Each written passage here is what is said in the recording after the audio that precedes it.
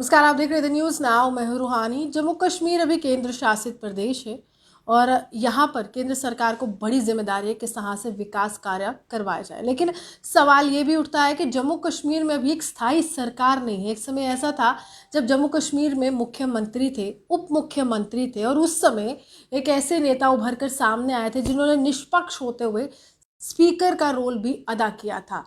बहुत सी चर्चाएं होती थी, विपक्ष भी होता था, पक्ष भी होता था, लेकिन कहीं ना कहीं निष्पक्ष होकर उन्होंने हर बात को सुना और जनता के समक्ष अपनी कार्रवाई लेकर गए। मेरे साथ डॉक्टर निर्मल सिंह अभी मौजूद है और अभी भी बहुत से मुद्दे जो है जनता के जहन में हैं, बहुत से सवाल हैं जिनका जवाब वो चाहते हैं।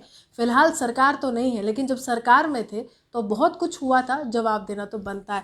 निर्मल सिंह जी से बात करेंगे। सर, सबसे पहले वो समय कैसा था जब आप एक स्पीकर के तौर पर, बहुत बड़ा एक ओहदा होता है, पद होता है, जैसे इस समय हम ओम बिरला जी को देखते हैं, उसी समय आपको भी देखते थे, क्योंकि जम्मू कश्मीर की विधानसभा चलाना आसान बात नहीं थी। वो कैसा समय था? देखिए, स्पीकर के तौर पर मुझे कोई ज़्यादा काम करने का मौका नहीं मिला। 40 दिन के लगभग ही जो है उस समय सरकार रही, जो पॉपुलर गवर्नमेंट जिसको कहते हैं, और असेंबली तब लगी नहीं। असेंबली के लिए सिर्फ स्पीकर का इलेक्शन हुआ था और मैं स्पीकर की कुर्सी पर बैठा। उसके अलावा असेंबली में कुछ नहीं हुआ, इसलिए स्पीकर के तौर पर मुझे काम करने का बिल्कुल भी मौका नहीं मिला। हाँ, जो एडमिनिस्ट्रेशन थी, क्योंकि ये जो हमारा फेडरल सिस्टम है उसमें लेजिस्लेचर, एग्जेक्टिव और जुडिशरी, ये 3 ऑटोनमस बॉडीज़ रहती हैं। तो स्पीकर जो है, एक जो लेजिस्लेचर को वो हेड करता है और जो ऑटोनमस है उसको कहा जाता है इंडिपेंडेंट ऑफ ईच अदर। तो उसके तौर पर ज़रूर मुझे साल के लगभग काम करने का मौका मिला एज ए एडमिनिस्ट्रेटर। यानी ब्यूरोक्रेसी को कहीं ना कहीं संभालना, उनको एक राह पर लेकर जाना, दिशा दिखाना कि जम्मू कश्मीर कैसे आगे बढ़ेगा, वो बखूबी आपने निभाया। लेकिन आज भी बहुत से लोग सवाल करते हैं कि जिस तरह से आप लगातार ये कह रहे हैं कि 70 सालों से लूटा, 70 सालों से लूटा, तो दिया किसने था? ये भी सवाल लोग करते हैं। देखिए, जब 70 साल से लूटा की जब बात होती है, वो बात होती है कि यहाँ जो सरकारें रहीं, क्योंकि यहाँ जो सरकारें रहीं वो मुख्यतः कश्मीर केंद्रित रहीं, क्योंकि सरकार जो बनती थी उसका मुख्य आधार कश्मीर होता था, क्योंकि उनके पास ज़्यादा एमएलएस थे। तो डेफिनेटली, क्योंकि जो भी सरकार थी वो कश्मीर की ओर देखती थी। जम्मू को इग्नोर किया गया, लद्दाख को इग्नोर किया गया।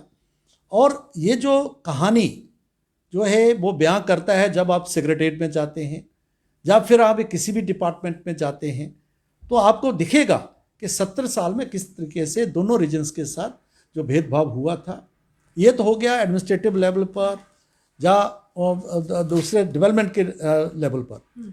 साथ साथ जो यहाँ पर आपको मालूम है कि यहाँ उग्रवाद और अलगाववाद जो खड़ा हुआ, उसका भी आधार वही था कि यहाँ का जो स्पेशल स्टेटस था, जिसको 370 के तौर पर जो है दिया गया, 35A था, जो एक प्रेसिडेंशियल ऑर्डर था, जो कि जिसकी कोई लीगल जो उसकी बॉडी थी उसका आधार नहीं था, उसको जो है कॉन्स्टिट्यूशन के एक हिस्से के तौर पर लिया गया।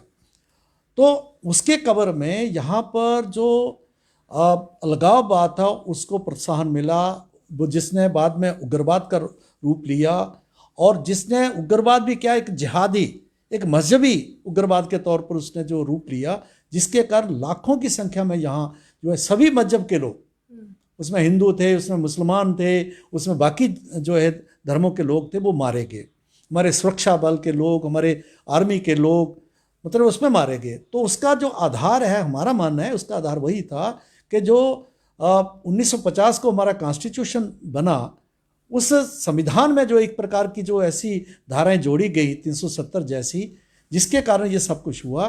तो वो जो 70 साल में लुटे हैं, तो उसकी बैकग्राउंड ये है। आप पहले वो शख्स थे जिन्होंने जम्मू कश्मीर, अभी तो केंद्र शासित प्रदेश है लेकिन राज्य का झंडा आपने अपनी गाड़ी से उतारा था। मुझे आज भी वो समय याद है कि तमाम वो नेता जो कश्मीर से ताल्लुक़ रखते थे आप पर सवाल उठा रहे थे, कह रहे थे कि हमारा अस्तित्व हिलाकर रख दिया है डॉक्टर निर्मल सिंह ने। तब किस तरह से जवाब दिया था आपने? देखिए, मैंने वो गैर कानूनी नहीं किया था, तब मैं स्पीकर था, मैं कॉन्स्टिट्यूशनल पोजीशन मेरे पास थी, और गाड़ी के ऊपर 2 पहले झंडे लगते थे। हम जो है 5 अगस्त 2019 के पहले जब हम सरकार में थे, चाहे मैं स्पीकर था या डिप्टी सीएम था, तब भी जो है 2 झंडे लगते थे। लेकिन आपको मालूम होगा कि हमने वो लगाए क्योंकि हम कानून को मानने वाले लोग हैं। तो मन के ऊपर तो बहुत आघात होता था, कष्ट होता था कि हम जो ऐसा झंडा जिसको हम कहते थे एक विधान, एक प्रधान, एक निशान, उसको लगा के भारतीय जनता पार्टी के लोग चल रहे हैं, तो हमें कष्ट होता था, बड़े भारी मन से हम लगाते थे। लेकिन क्योंकि हम संविधान को मानते थे तो इसलिए उसको मानना पड़ता था। लेकिन जब उसको संवैधानिक तौर पर हटाया गया 5 अगस्त 2019 को, और वो जो था वो अलग स्टेटस जो उसको समाप्त कर दिया गया, जहाँ से झंडा समाप्त हो गया, जहाँ से संविधान समाप्त हो गया, तो मैं पहला व्यक्ति था जिसने स्पीकर के तौर पर अपनी जो है गाड़ी से वो झंडा उतारा था और एक मैसेज दिया कि ये जो अलगाववाद का एक सिंबल था उसको हमने हटा दिया है, जो कि पूरे बहुत ज़्यादा इसको अप्रिशिएट किया गया और नेशनली इंटरनेशनली भी लोगों ने इसको अप्रिशिएट किया था।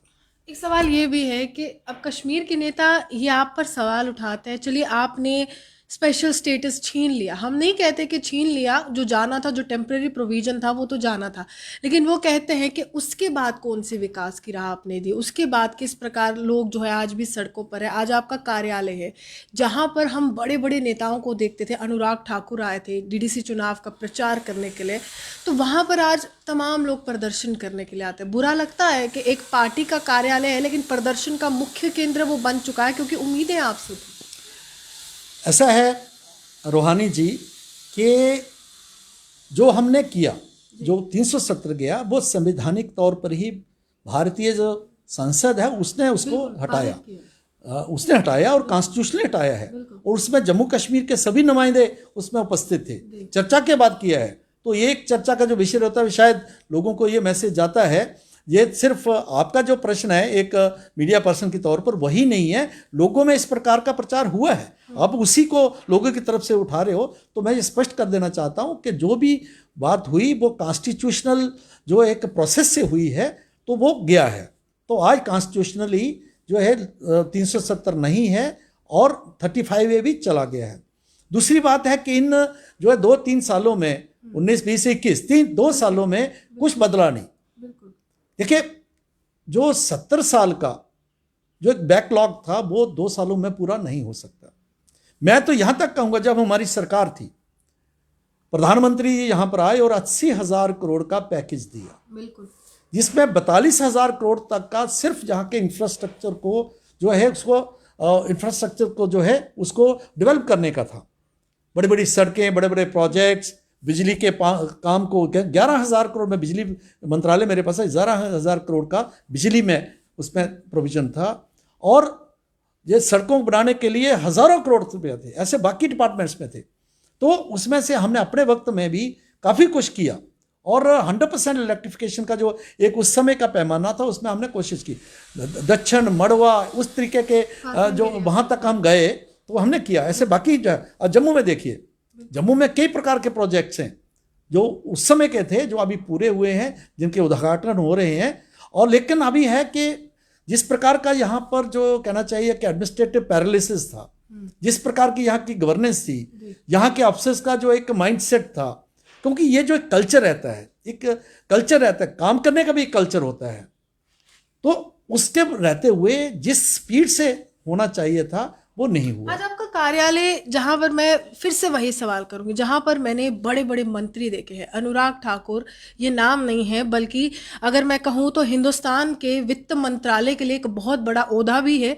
जब निर्मला सीतारमण नहीं होती है सदन में तो वही जवाब देते हैं, आज भी वही जवाब दे रहे हैं। लेकिन वो व्यक्ति जब वहां पर आते हैं प्रचार के लिए, वो कहते हैं कि भाजपा को वोट दे दीजिए। आज होम गार्ड्स की आप जिक्र करते हैं, आप जब मंत्री रहे होंगे, जब आप स्पीकर रहे होंगे, आपके साथ जो तमाम आपकी सुरक्षा में लोग तैनात थे वो होम गार्ड्स थे, लेकिन आज तक वो अन्याय झेल रहे हैं। आज तक वो कह रहे हैं कि किसी नेता ने हमारा जिक्र ही नहीं किया और हमें तो राइट ही नहीं है प्रोटेस्ट करने का। देखिए रोहानी जी, एक मैं आपको स्पष्ट कर दूं कि लोगों को ये मालूम होना चाहिए, इन सभी लोगों को, कि भारतीय जनता पार्टी सरकार में नहीं है। ये गवर्नर रूल है, एलजी साहब हेड कर रहे हैं और ब्यूरोक्रेसी है, ये स्पष्ट है।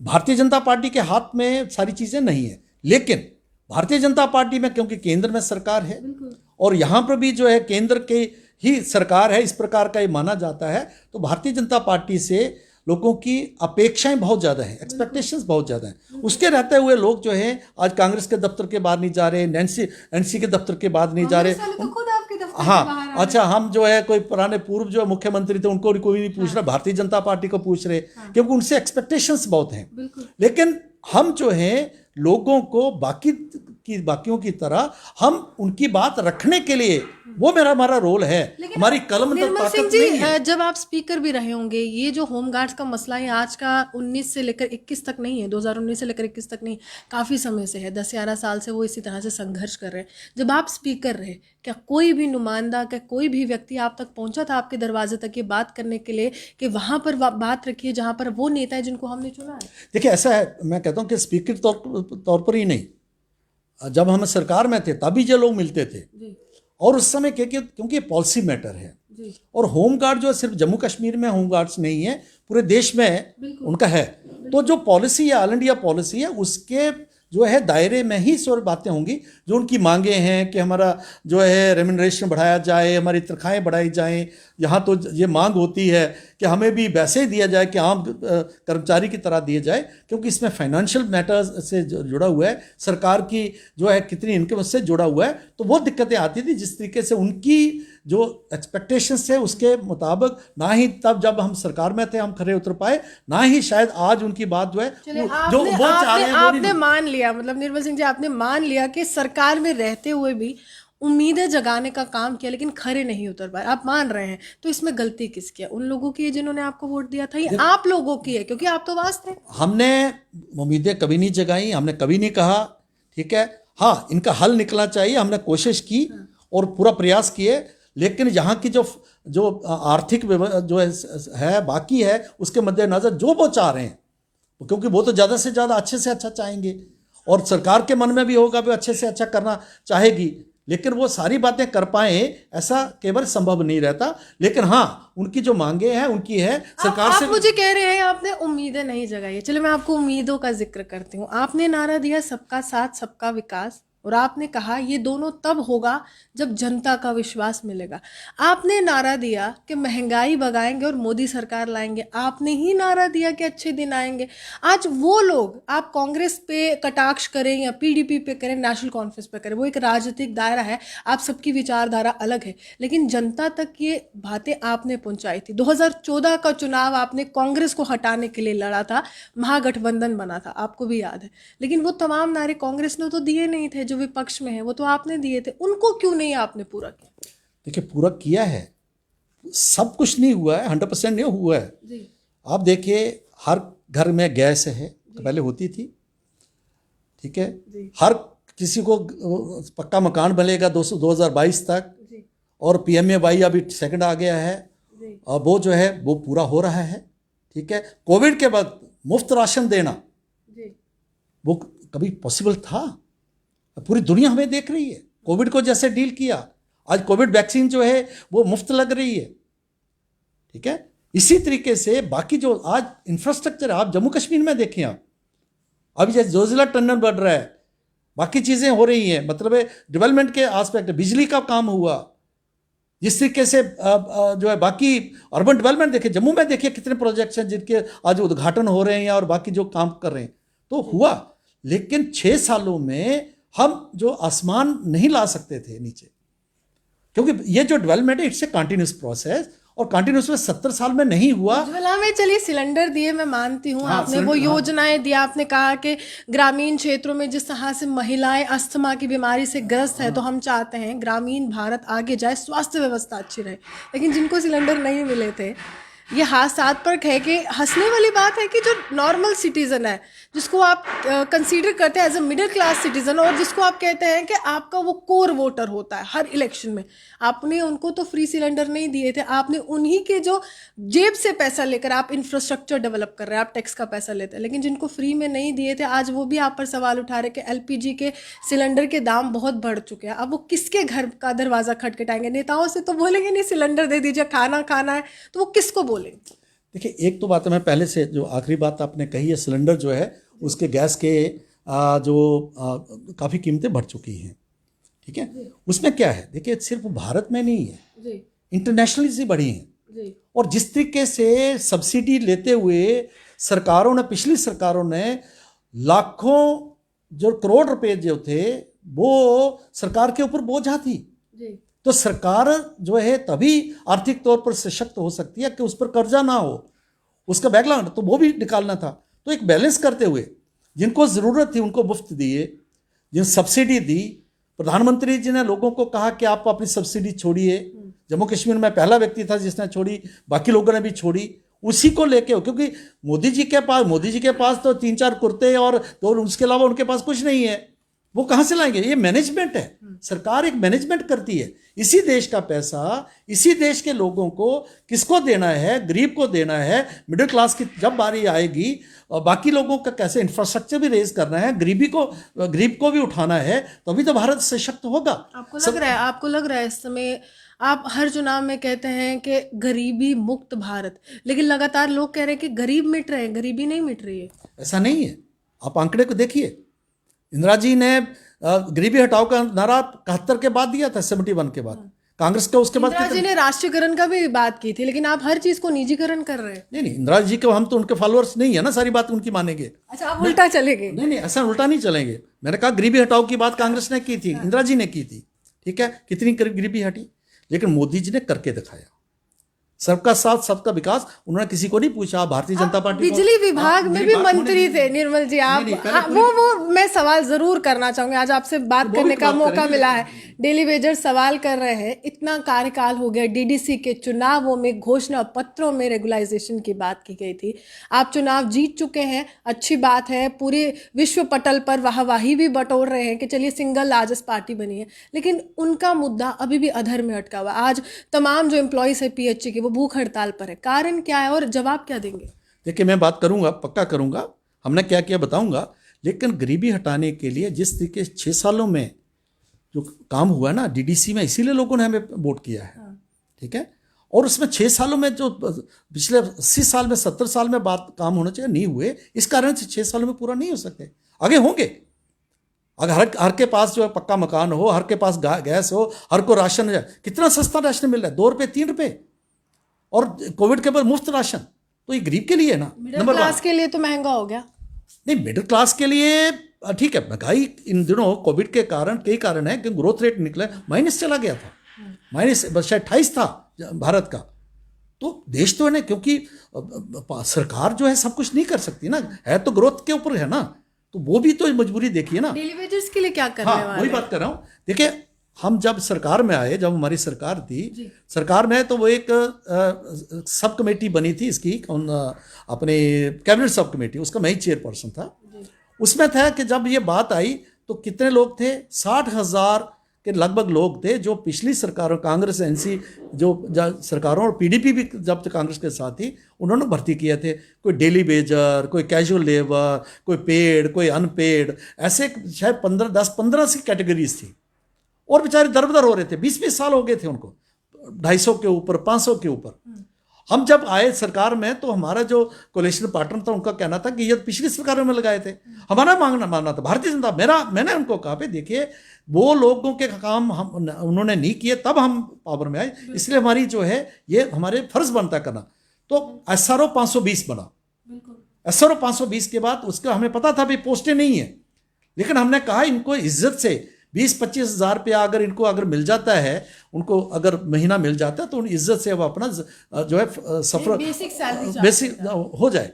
और आज उनके इतने परिवार हैं, वो बेचारे बूढ़े हो गए हैं, कई मर गए। बिजली में हम देखते थे लोग टंगे हुए होते थे, खंबे पर टंगे हुए थे, बुरी हालत थी, आधे जले होते थे। वही तस्वीरें, कुछ नहीं बदला है उनके भविष्य के लिए, कुछ नहीं बदला है। मैं आपकी बात पूरी अपनी कर लूं तो वो जब SRO 520 है, अभी मैं पीछे अपने बसोली गया था तो लड़के आए थे, अभी दोबारा से कुछ लोग थे ऐसे भी थे जो उसमें नहीं आए, अपलोड नहीं हुआ, तो अभी वो अपलोड करने की अभी बात चल रही है। तो अभी मैं जब LG साहब से मेरी 2-3 बार मुलाकात हुई, जब पार्टी की तरफ से होता तो हम कहते हैं उनको SRO 520 के करके इनको रेगुलर उनको दिए जाए, ठीक है, हम उनको नौकरी पक्की नहीं दे सकते, लेकिन कम से कम उनको तनख्वाह तो दें कि वही चला रहे हैं। तो ये हमारी पुरजोर जो मांग है, हमारी सरकार रहती है तो हम इसको करते, क्योंकि हमने किया था वो। लेकिन आने वाले वक्त में ये हो, हम ये जो एलजी साहब से और उनकी सरकार से हम अपील करते हैं, क्योंकि असल में चाहे बिजली का महकमा है, चाहे पानी का महकमा है, चाहे रोड और जो है पीएच है, ज़्यादा तो बिजली और इसमें पानी में सबसे ज़्यादा है और जो उसमें ज़्यादा है, वही चला रहे हैं। तो उनको करना, और बेचारे दिन रात काम करते हैं, तो उनको करना बहुत ज़रूरी है। ये हमारे एक सवाल करना चाहूंगी, आपको क्या लगता है कि एक व्यक्ति की कितनी सैलरी हो कि वो परिवार का संचालन कर ले? मिडिल क्लास की मैं बात करूंगी पर्टिकुलरली, कितनी होनी चाहिए? देखिए, मैं तो इस प्रकार का नहीं, देखो ये अपने ऊपर डिपेंड करता है, लेकिन रिस्पेक्टेबल जो है, और जो ये लोग थे उनके लिए हमने कहा था 20 से 25 हज़ार मिनिमम इनको मिले। जो आज इनको कोई 5 हज़ार मिलती है, कोई 2.5 हज़ार मिलती है, कोई 500 मिलती है, 20-25 तो रिस्पेक्टेबल मानी जाएगी भाई, चलो बेचारों को इतना मिला है। आप मान रहे हैं ना सर कि 20-25 हज़ार से घर चलता है, आप मान रहे हैं इस बात को? हाँ, मतलब रोजमर्रा की, कम से कम इतना तो। अब यही सवाल है मेरा, सैलरीज की ही बात करूंगी। रेबरी खेल से जुड़े जो खिलाड़ी हैं, जो इंटरनेशनल लेवल पर भारत का नाम रोशन कर चुके हैं, उनको 3,000 रुपये प्रति माह मिल रहा है, 100 रुपये एक दिन का मिल रहा है। होम गार्ड्स आपकी सुरक्षा में तैनात होते हैं और कहीं ना कहीं आप उन पर बहुत विश्वास करते हैं, लेकिन कभी भी विधानसभा में किसी भी नेता ने उनका जिक्र नहीं किया। 2700 रुपये मिल रहा है 9 दिन की ड्यूटी का। डेली वेजेस का जिक्र आपने किया कि आप खुद चाहते हैं। आप मुझे बता दीजिए, एक कंटिजेंट पेड वर्कर है सर, वो इस प्रकार काम करते हैं कि वो लोग स्कूल्स में पानी पिलाते हैं, मिड डे मील बनाते हैं। आज के समय में 18 रुपये मिल रहा है उनको महीने का, घर चलेगा उन सबका? और वो एक व्यक्ति नहीं है, हजारों की तादाद में ये लोग हैं, और यही आपके कोर वोटर्स हैं। आप पे विश्वास करेंगे आगे? देखिए रोहानी जी, ये जितने भी आपने गिनाए हैं, सेक्शंस गिनाए हैं, ये कब ये इनको क्रिएट किया गया? उन सरकारों ने जिन्होंने जम्मू कश्मीर में, जिसको लूटने की बात है ना, उन्होंने किया है। 2015 के बाद एक भी कोई इस प्रकार का हमने क्रिएट नहीं किया। हमने ये पॉलिसी बनाई थी जब हम सरकार में थे, जब हमारी पॉपुलर गवर्नमेंट थी, हमने ये बनाई थी आज से जो भी पॉइंट होगा वो पक्का होगा। मुझे एक भी बताए कोई डेली वेजेज इस प्रकार के लोग जो है हुए हैं। अभी है जो पुराना जो इन्होंने गड़बड़ें की हैं उसको ठीक करने की हमने कोशिश की, लेकिन हम 3 साल में नहीं कर पाए। और अभी सरकार जो है उसी को ठीक करने में लगी हुई है, और ये ठीक करेंगे तभी जो है स्ट्रीम लाइनिंग होगी और ठीक तरीके से व्यवस्था खड़ी होगी। फिर कैजुअल लेबर, मैं मिनिस्टर हूँ, मैं एमएलए हूँ, मिनिस्टर हूँ, मैं अपने डिपार्टमेंट में, अपनी कॉन्स्टिट्यूंसी में 10,000 मैंने लोग लगा दिए। 200 रुपया जो कंटिजेंट ग्रांट रहती है उसमें से उसको तनख्वाह देना शुरू कर दी। कोई बजट में प्रोविजन नहीं, कुछ नहीं, उसको लगा के मैं नौकर हो गया हूँ। लड़की वालों को लगा पे लड़का नौकर हो, उसकी शादी कर दी, उसके बच्चे हो गए, 20-20 साल के तो उनके बच्चे हो गए, 20 साल के बच्चे हो गए, और आज वो अदर में लड़के हुए, कई लोग मर गए। अच्छा, SRO 43 उन पर लागू नहीं होता, वो रेगुलर नहीं होते, वो भी रेज हो गए हैं। अगर उनको नहीं होता तो शायद बेचारे मजदूरी करते। SRO 43 का आपने खुद ही जिक्र किया, SRO 43 और /376 पुलिस पर्सनल के बच्चे हैं, उनके पिता इस दुनिया में नहीं है, वो भी प्रदर्शन कर रहे हैं, वो तो देश की सेवा कर रहे थे। उनके लिए कोई भी चीफ सेक्रेटरी, कोई भी प्रशासनिक अधिकारी सामने क्यों नहीं आया? देखो, SR 43 जो है ये कानूनी प्रावधान है, और उसका जब प्रोसेस है, देखिए इतना मैं आपसे एग्री करूंगा कि उसका जो प्रोसेस बहुत लंबा है, और उसमें क्या होता है कि जो है जिसके फादर मर गए, जो डेथ हो गई है, मदर की डेथ हो गई है, वो बेचारा SR में अप्लाई करता है, कई साल लगते हैं, महीने लगते हैं कि उसको नौकरी देने में। वो उसमें जो है जल्दी होना चाहिए, ये ज़रूरत है। लेकिन मुझे लगता है जिसको जो डिजर्व करता है उसको नौकरी मिलती ही है। उसको कानूनी प्रावधान है, वो अगर कोई डिपार्टमेंट नहीं देगा तो अदालत दिलवाएगी, तो उसमें जो है कोई दो राय नहीं है। लेकिन कुछ लोग ऐसे हैं, जैसे मैंने कहा डेली वेजेस हैं, या जो कई प्रकार लाख के लगभग ऐसे एम्प्लॉइज़ हैं जो इस प्रकार के जो कैटेगरीज में डेली वेजर हैं, कैजुअल लेबर हैं, इस प्रकार के, वो उसमें कवर नहीं होते। लेकिन उनके पेरेंट्स जो, क्योंकि वो उसमें हैं, काम कर रहे हैं, उनको लगता है भी ये भी 43 में आना चाहिए, तो इसलिए उनको लगता है हमें क्यों नहीं मौका मिल रहा है। इसी प्रकार से पुलिस में या इस प्रकार के जो सारे वो ऐसे प्रोविजंस हैं, तो अगर सरकार में कोई इस प्रकार की कमी है तो मैं सरकार से, ऑफिसर से मैं अपील करूंगा, उनको देखना चाहिए। लेकिन कानूनी तौर पर जो है जो डिले आता है या जो एक प्रोसेस में, उसको ठीक करना चाहिए, ये तो हमारा भी मानना है। आपको क्या लगता है कि जम्मू कश्मीर के अच्छे दिन आए? This is a very common question, everyone wants to ask you this kind of question.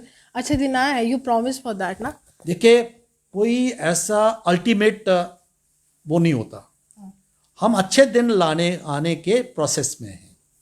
आएंगे वो मैं प्रेडिक्ट नहीं कर सकता, हमारी जनरेशन में आएंगे। 2014 से लेकर 21 आ गया, कब तक आएंगे? देखिए कितने साल हो गए, 6 सालों में। 24 का चुनाव जीतने के बाद आएंगे। हम आज़ाद कब होंगे? 1947 में, ठीक है, जम्मू कश्मीर बना। तो उसमें बाद वो चीज़ें जो महाराजा के वक्त के बाद चीज़ें बदतर ही होती गई, अच्छी नहीं हुई। कम से कम अभी अच्छा होना तो शुरू हो गई।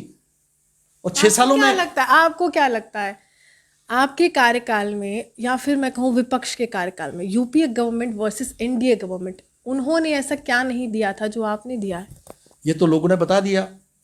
2014 में बताया था, उसके 2019 में बताया, अभी डीडीसी इलेक्शंस में बताया उन्होंने।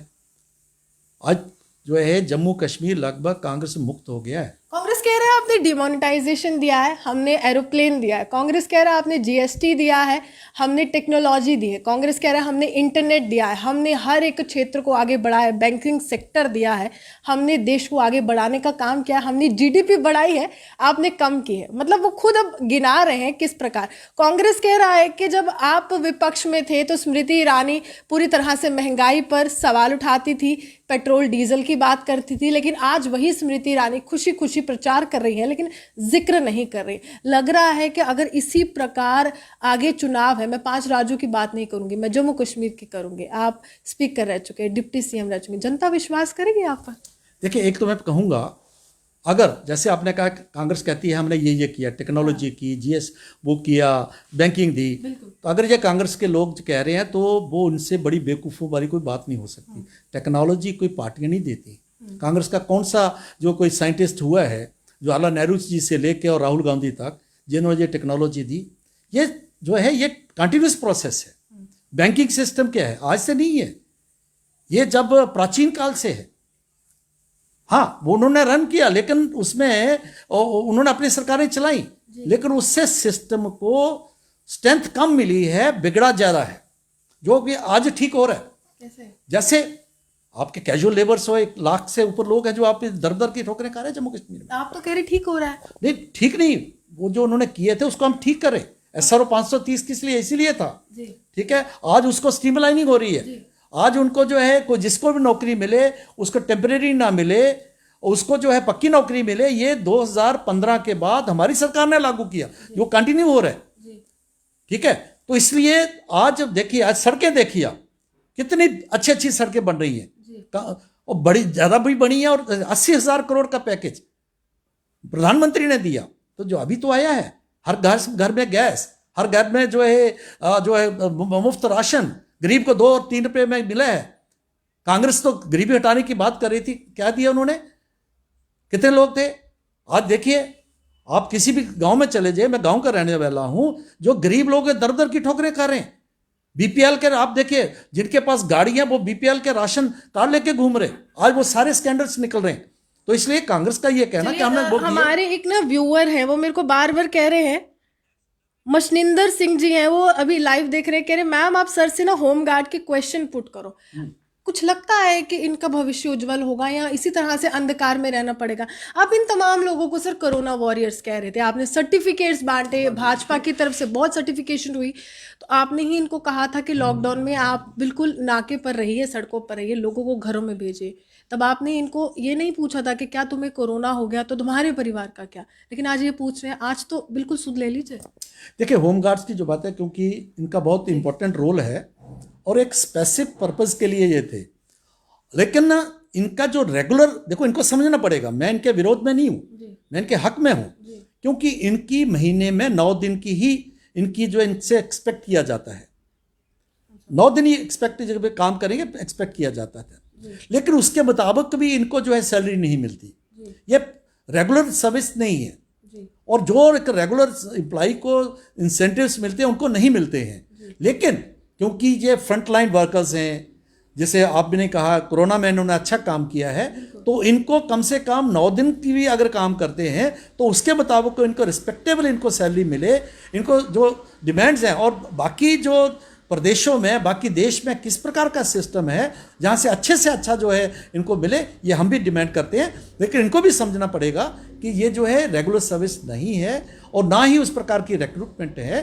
तो इसलिए जो है इनको अच्छे से अच्छा मिले, ये हम भी मांग करते हैं। चलिए आखिरी सवाल करूंगी निर्मल सिंह जी, अगर जम्मू कश्मीर में विधानसभा के चुनाव होते हैं, क्या ये जो तमाम लोग हैं अलग अलग विभाग के, आपको लगता है कि इनको निराश कर कर आप जीत पाएंगे? आगे जो चुनाव होने वाले हैं, डिलिमिटेशन कमीशन की बात लगातार चल रही है, हालांकि नेशनल कॉन्फ्रेंस ने किनारा कर लिया, आप जीत पाएंगे? आपको लगता है कि वो विश्वास जो 2019-2014 में यहाँ पर बरकरार हो? देखिए बिल्कुल मैं मानता हूँ, क्योंकि यही लोग थे जिन्होंने 2014 में जो है, जो उस समय हम जीते, जब कश्मीर में लोग जीते, उनको सपोर्ट किया था। हमने कम से कम अपने 3 सालों में, हम 6 साल के लिए चुने गए थे, 3 सालों में इनको कम से कम इनका जो एसआरओ बनाया और इसको लागू करने के हम जो है उस तरफ प्रोसेस में थे, और कम से कम इनकी लिस्ट बन गई। लाखों की, हजारों की तादाद में थे जो लिस्ट में नहीं थे। अफसरों के घरों में को काम करने वालों के तो नाम आ गए, लेकिन जो फील्ड में काम करने वाले तो नहीं थे। तो इनका वो जो एक कहना चाहिए इनको जो लिस्ट में लाया गया, ठीक है, वो आए हैं। और इस समय भी हम जोर लगा रहे हैं कि इनको जो है आने वाले वक्त में इनको जो है उनका जो ड्यू है वो दिया जाए, और कम से कम 20-25 हज़ार की जो इनको रेम्यूनरेशन पर इनको रखा जाए। और मैं इनको विश्वास देता हूँ, अगर इनका हल निकलेगा तो हम ही सभी विभाग को दे रहे हैं ना, रेबरे खेल को दे रहे हैं, पीडीडी को दे रहे हैं, पीएचई को दे रहे हैं, होम गार्ड्स को दे रहे हैं। अब इतने विभाग हैं, गिनाते हुए भी थक जाता है इंसान।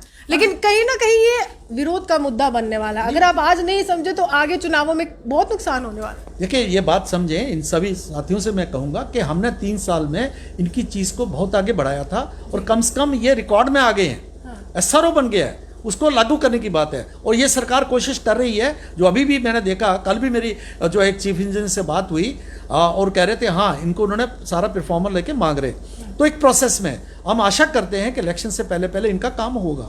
लेकिन मैं फिर कहूँगा, हम पावर में आएंगे तभी इनके काम होंगे, क्योंकि हम इनकी ये तो गलत है, ये तो गलत है। आप बार बार, चाहे आप हो या फिर रैना जी हो, वो हमेशा कहते हैं कि हमारा मुख्यमंत्री बना दीजिए, हम आपके काम करेंगे। लेकिन आपको तो प्रधानमंत्री दिया है, तो प्रधानमंत्री से ऊपर तो कोई ओहदा नहीं है। देश ने आप पर बार बार विश्वास किया है। 70 साल राज करने वाली कांग्रेस को हराया, आप अभी भी कह रहे कि मुख्यमंत्री बना दीजिए। आप ही के नेता जब डेलीगेशन जाता है एलजी हाउस में, आप बहुत अच्छे से संपर्क में रहते हैं, आप तो मिल सकते हैं, आप तो फाइल्स लेकर जा सकते हैं। उस एलजी हाउस तक वो फाइलें पहुंचती ही नहीं है। ऐसा नहीं है, पहुंची नहीं है। मैंने कहा ना, मैं बता रहा हूँ, रिकॉर्ड देखिए। अगर जो 60,000 का एक आंकड़ा आता था हमारे वक्त, 1 लाख से ऊपर हो गए। आज एसआरओ बन गया, कानून बन गया है, उस कानून को लागू करने की बात थी। जब वो बात आई तो हमारी जो है गवर्नमेंट टूट गई। अभी एलजी सरकार जो पहले से वो लगे हुए इसमें, हम आशा करते हैं और डिमांड करते हैं जल्दी से जल्दी हो। लेकिन जो हमारे होते ही होगा, क्योंकि पुरानी सरकारों ने तो इनको जो है इनको इस प्रकार की तरफ धकेला था, अनसर्टेनिटी की तरफ। सर अरहम भट्ट है, वो आपसे पूछ रहे हैं कि पीडीडी डेली वेजेस के बारे में कुछ कहेंगे, क्योंकि आप मंत्री रहे हैं। हाँ, मैं कहता हूँ कि हमने ये एसआरओ 40 जो है एसआरओ 520 में वही आते हैं, ये सभी का है। और पीडीडी में मैं कहता हूँ कि मेरे बिलावर के लोग थे, बसोली के लोग थे, उन लोगों के लिए आज मैं, कल भी मैं बसोली में था तो मैंने बात की है। हम तो लगातार लगे हुए। आप कहते हैं एलजी से साहब से बात नहीं करते, हम हर फोरम में करते हैं, हर जगह करते हैं, पूरी पार्टी करती है। तो इसलिए इनको विश्वास होना चाहिए। हम आशा करते हैं और डिमांड भी करते हैं कि जल्दी से जल्दी जो है एसआरओ को लागू किया जाए। और हम कहते हैं कि इनके हितैषी के तौर पर जो थोड़ा बहुत हमने किया, चाहे लिस्ट ही बनी है, एसआरओ बने हैं, वो हमने किया है। कांग्रेस, पीडीपी, कांग्रेस और एनसीपी वगैरह ने कुछ नहीं किया। चलिए, किसी ने कुछ नहीं किया है। लेकिन मैं आपसे पूछूंगी, आप मिनिमम वेजेस एक्ट यहाँ पर लागू करेंगे? क्योंकि ये यूटी है और लगातार जब हो आपने, हम कोशिश करवा सकते हैं, डिमांड कर सकते हैं, प्रेशर डाल हम करने के स्थिति में निर्मल सिंह जब भारतीय जनता पार्टी यहाँ नहीं है, क्योंकि यहाँ एलजी की सरकार है, यहाँ ब्यूरोक्रेसी है, उन्होंने करना है और ये बहुत आवश्यक है। लेकिन डायरेक्टली इनडायरेक्टली तो हाँ, उपराज्यपाल को केंद्र ने किया है। हाँ, ये कानूनी प्रावधान है, इसको लागू करना चाहिए।